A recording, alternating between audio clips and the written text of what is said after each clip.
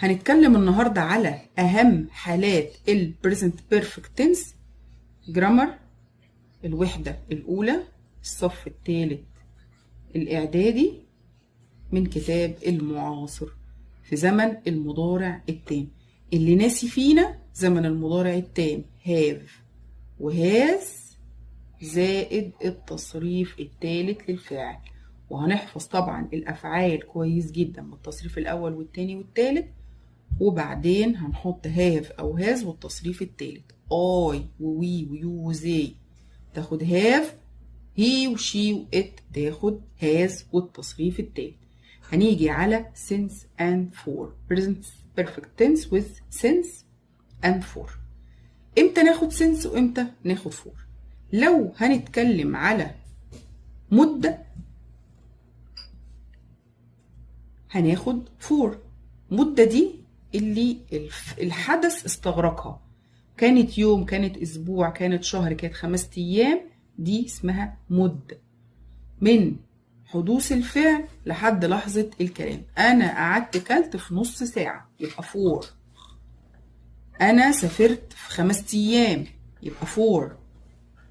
I have lived here for 3 years. انا عشت هنا 13 سنة. اتكلمنا على مدة اللي هي استغرقها الحدث على ما حصل. انا قعدت في المدرسة 3 سنين يبقى 4. انا سافرت في القاهرة وقعدت في القاهرة 5 شهور يبقى 4.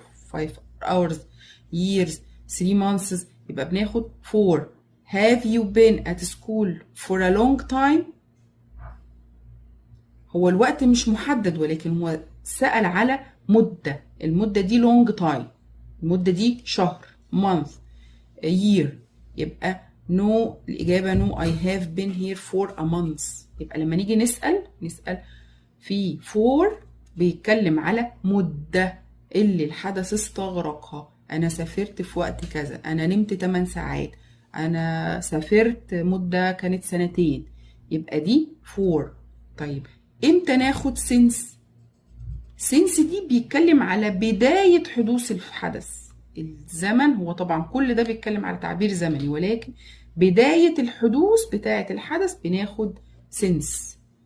since يعني دي منذ.